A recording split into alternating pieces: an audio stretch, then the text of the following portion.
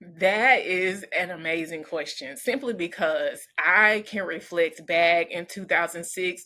There were times when I was very early in the career, I had to take a pause and say, what did I get myself into? It was so big, it was so broad. Every single discipline in healthcare, infection prevention touches every single discipline. And so we had to know enough about every discipline's role and their responsibilities in order to be able to have a intelligent conversation with them about their specific job and how do I help them infuse infection prevention practices in their role. And so I couldn't talk ICU to a med surg nurse, right? I had to know enough about ICU to talk ICU language, terminology, patient care, and then let's talk about how do I make sure that we're doing the right thing as far as infection prevention is concerned with the ICU patients.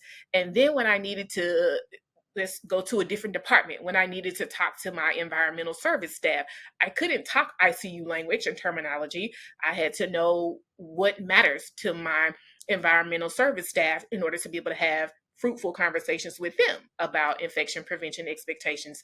And then thinking about the chief officers of the organizations, I had to know enough about what's important to them. So then when I'm talking to them, when I'm requesting things, having them understand why financially we need this, what is going to be the impact, what's going to be the lift to make it happen, those sort of things. And so it costs it causes an infection preventionist, and this is another terminology that I use. We have to be chameleons. So we have to change faces to face the person that we are speaking to, so that way they understand what it is that we need them to do and they understand it in their language.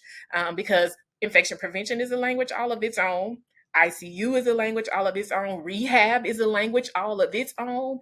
Neonatal intensive care, all of these different disciplines are different and they have different expectations, but there's one focal piece of it.